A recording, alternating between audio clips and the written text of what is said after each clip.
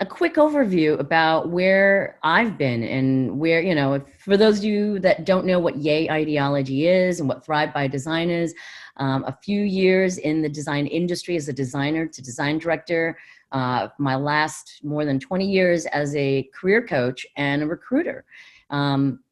We've noticed some beautiful things and some interesting patterns with the business. We're talking about the business of design, and particularly from our vantage point, it's the business of careers, how people are evolving themselves in this space. And we're talking any space within design, whether it's industrial design, where my origins came from.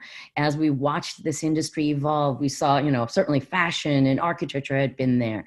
Industrial design, as it evolved out, I feel like, coming out of the ribs of industrial design came user experience, design research, design strategy, design thinking, right?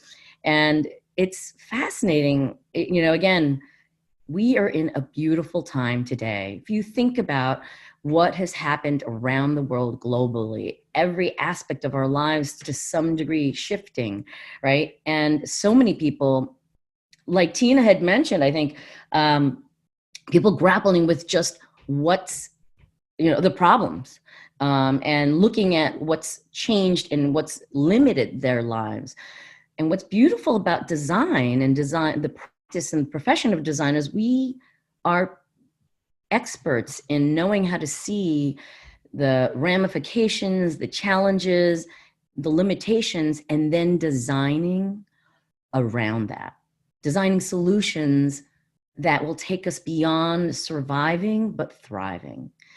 And so this is where I've wanted to talk about ourselves as creative professionals, as change agents, as designers, creatives. One thing that I know for certain in all the people that I've ever met, everybody has the potential to be successful. Everyone has the potential to impact, to make a difference in this world. Now, having watched so many professionals, specifically in the world of design and strategy and innovation, there's a different challenge to that, right? I love, the earlier conversations already, Andrea talking about there are no guardrails. You can now plot your path however you want to create it. But on the other hand, we all know, watch design class, how if the professor gives you no limitations, no boundaries, it's almost even harder to design. Without ramifications, without limitations, there are no boundaries, there are no structures to build around, right? And so what we want to invite you guys all to do is to understand that whatever limitations or structures or barriers you're finding, these are indicators to give you guidance on what is it that you need to see again, what do you need to look at differently. I would say that in all the years working in this world of design, I've noticed that creative professionals, it's not always easy to find that path forward. And path forward to what, right? So my thought, in all the work that I do, I meet people that are thriving in what they do. And let's talk about what thriving is.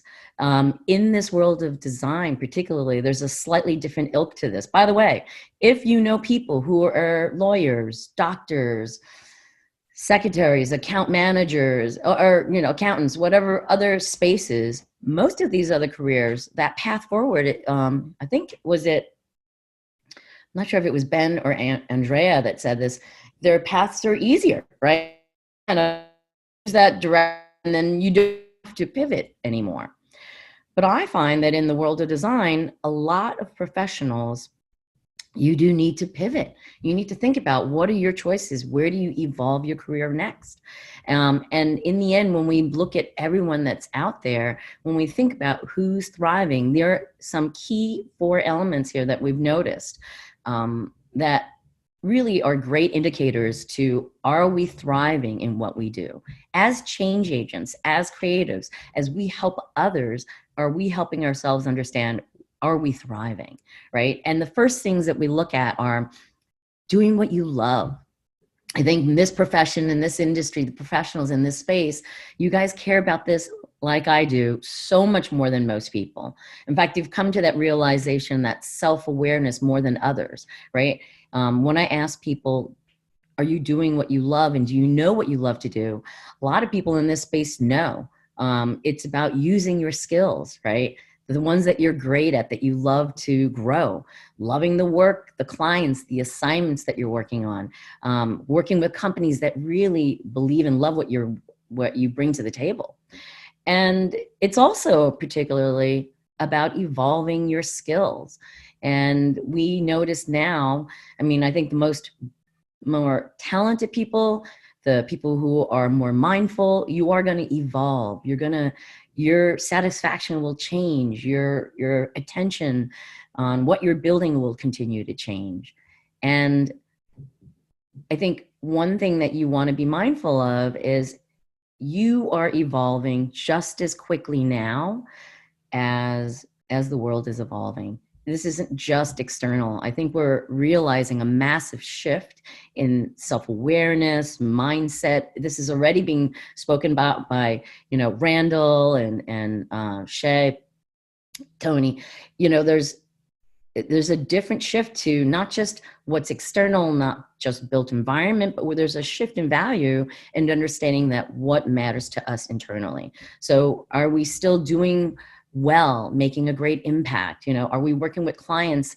This is a combination of internal, external. Are we working with clients that love what we do, respect our work?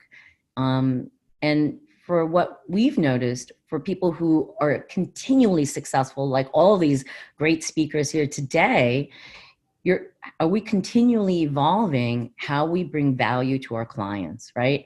Understanding what their continual needs are and how those values will shift so that you can be there at the forefront to help them, right? So bringing so much value to customers that your customers and your clients keep coming back to you. And it's interesting. My last point I want to talk about is that certainly in the last 4 months, I can't believe it's about to be 4 months in this new world, right? New normal. We're getting more comments by people saying, I'd like to continue to be successful, but I'm okay with what I'm earning. And let me just say that there's an interesting pattern when we talk to people. We're listening to their career bell curve to see what's shifting in them and listening to hear what patterns are happening. Are they plateauing? Is there continual growth and evolution? And one of the things that we look at is, are you earning great money? There's an interesting, heuristic data that we have. Not a lot of creative, just so you guys know, the creative industries, this is a quote by Janine that we've worked with, Janine Kant. I think she's here in the group somewhere. There are a lot of creative professionals in this industry. And let me speak and put on my recruiter hat as well as my career coach hat.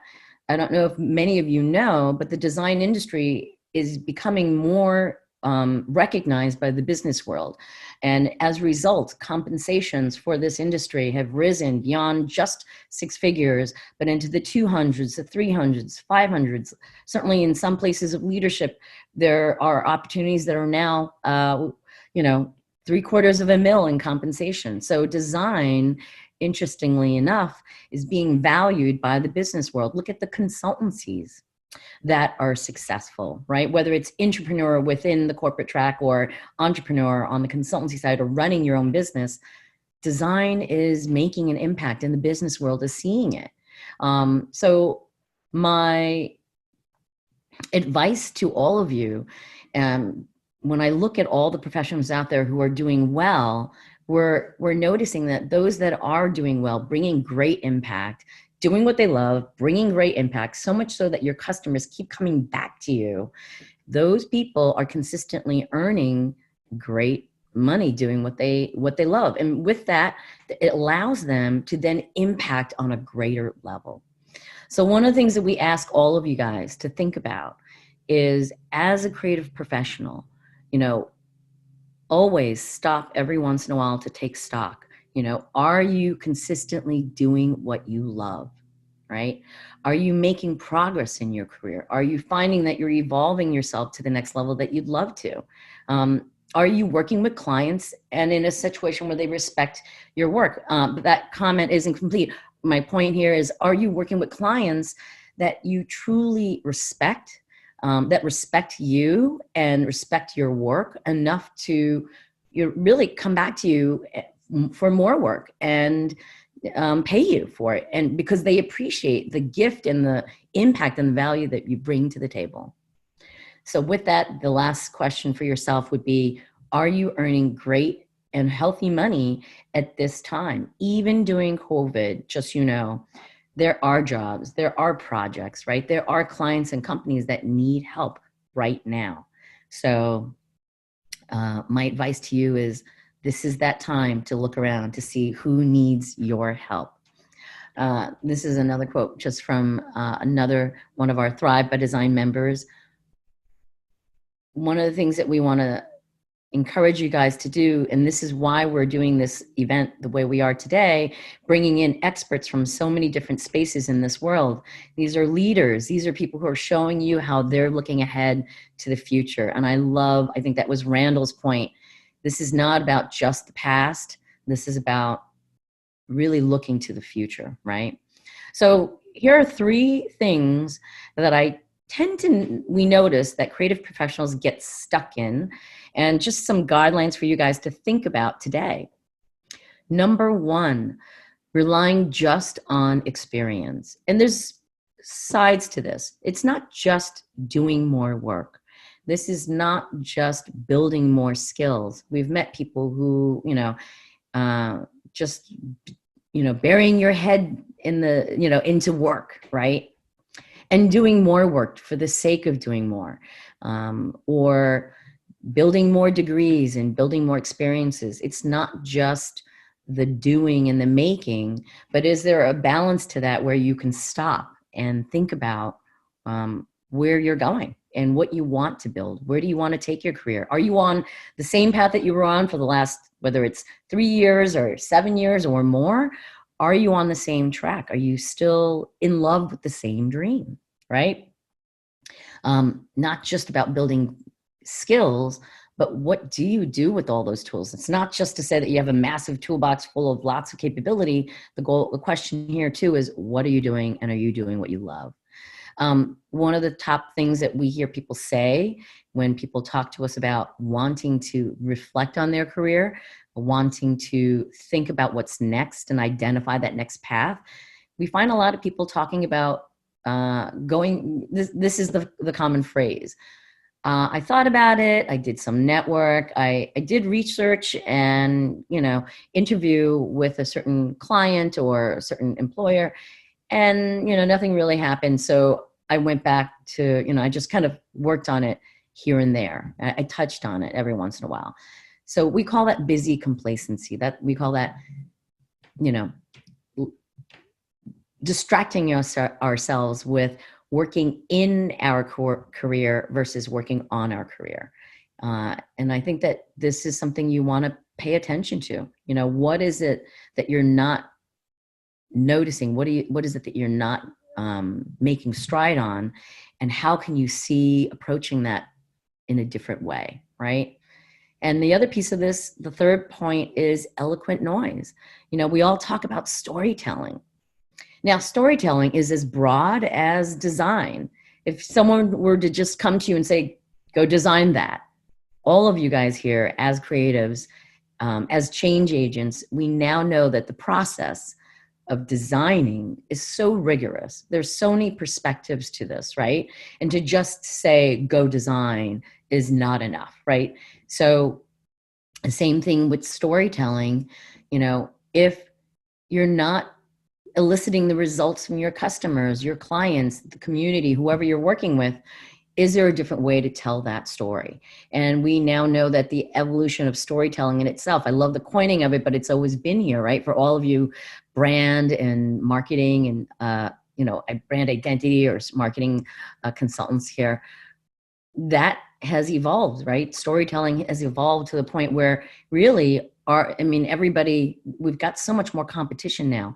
And what an interesting thing that's happening now is we're so global. We're not just competing with people in our neighborhood, but we're competing with people around the globe. So whatever story you have about yourself, can you refine your understanding of how you tell that story about yourself? And how do you then convey that story to your customers to the point that you have clients and customers that are coming back to you? I love this quote from Daniel. Daniel actually came to us. He was stuck at senior designer level. And when we worked with him, we realized he actually was already primed to be a design manager, a design leader. And then near the end of working with him, we find out that his goal had always been to be a consultancy owner. We quickly helped him qualify that path and helped him realize that that was something that he's always wanted to do. And here he is, he's running his own thriving consultancy. By the way, thriving consultancy is not an easy thing. There's a lot of people, I think most creative professionals at some point in their career look to see if they can start their own consultancy, and there's just as many challenges there as well, right? So really dialing in an understanding of what it means for you to build a consultancy where you're thriving. So 3 things that you guys can begin to do today so that you guys can all get started on really refining your career track, right? Here are the top simple things that we know that you can start with to help you start to see yourself. Number 1, not just at these conferences, here listening to some great luminaries, listening to how they inspire you, listening to how they are sharing what their clients are thinking about, listening to what the leaders within your space are concerned about is key. And spend at least 10% of your time not just working in your career, but working on your career, right? Spend some time looking at and addressing what's working for you. I love that there's this piece here about mindfulness and listening to all the different stakeholders. And one of the main stakeholders that we guide people through to listen to is yourself. In Thrive by Design, the first pillar is really understanding you as the main stakeholder. Without knowing what you care about, without knowing where you're going to thrive, doesn't matter how many choices the world gives you until you start to listen to what you, as the main customer of your career, your design project, that's the main person you're going to want to listen to. You've got to spend time. So many of you guys, we notice actually are, oops, sorry, here, go back to this. This is interesting. So many of you guys, I think, listen to what your customers want, listen to what your employers want, listen to your customer's customer, right? Their end user. And I think the best exercise here, or what we're encouraging you to do, is spend time listening to yourself. And that gets into the second thing that you can start doing is the authenticity project, right? Write down what you do, what you're working on, what you're building. What is it that you love? And in fact, I would even recommend for all of you guys, break down what you do. You could say, to start with, I'm going to tell you that most people will say, oh, well, I love to design. I love to be in the fuzzy front end. Well, how can you refine that further? Because most creative professionals right now, to some degree, we could all enter a meeting in a neighborhood and say, oh, I'm a designer. But what kind of designer are you? Right? What is your mission? What is the ilk of your craft? Are you growing from what you're doing, right? If you've been doing something for quite some time, or even if you're in, your 3rd job in a certain sector, let's say consulting, are you still growing new skills? Are you growing from the work that you're doing? Are you earning, and let's call it out, are you earning enough money from your profession? Because if you've not hit, I'd say that most creative professionals can reach, 6 figures. There's enough problems out there that you guys, I know everybody, when I meet you, the skills and the gifts that you have, but it's also understanding how to become that change agent, how to be able to have your clients see you and know that you're the one to solve that problem for them, right? And What's next? What do you want to do next? Andrea asks that question, right? What do you want next? How can we see what you want to do next? Not just the next title up, not just more money. What is your role? How is your role in society going to change and evolve, right? And another thing, the third final piece to this is, and this is what I love about this event today, you guys, for all of you that are here, this is your time. This is your moment to connect with some of these great, passionate, creative leaders, right? Surround yourself with experts. Reach out, connect, see what people need, see what they're looking for. What can you give each other? Exactly to Meredith's point, for me, it's not just about building your network.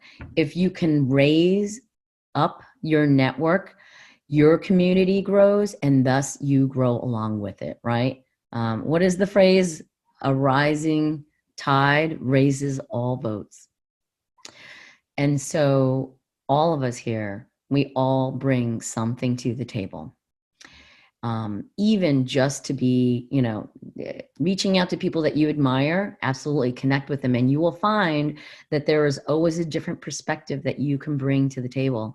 That in itself, to me, is the beauty of community and networks, right? And in fact, on that point, Erica is going to be talking about how during COVID, there has been this social depression, right? And her fascination with community and social, we have the same interests.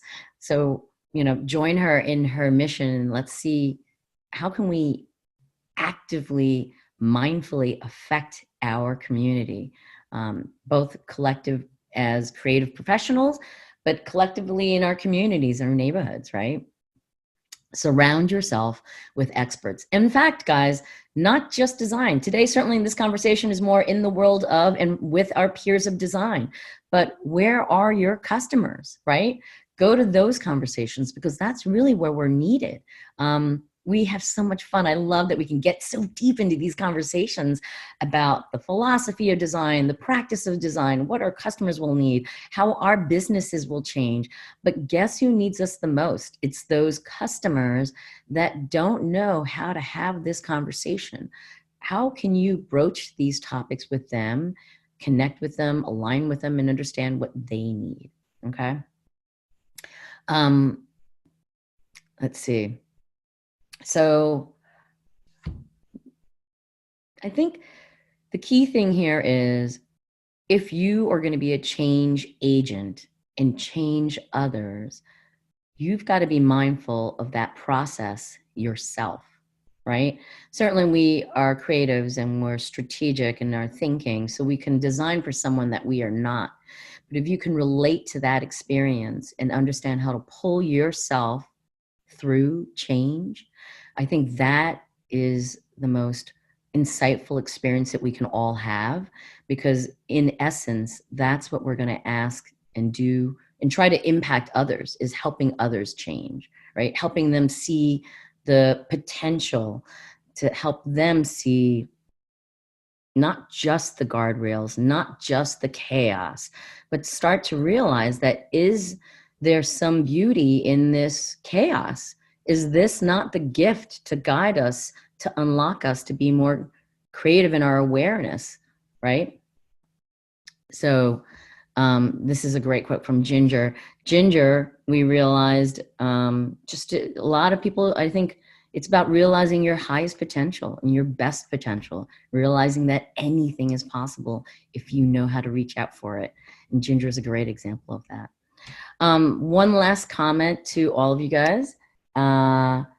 If you guys are interested in understanding how to see your career and how to really, bring yourself to be that next change agent, to change, to be a part of society, to have better clients, to earn money while you're impacting, making sure that you're doing the work that you're meant to do to evolve your career, then you can always book a career strategy call at thrivebydesign.today.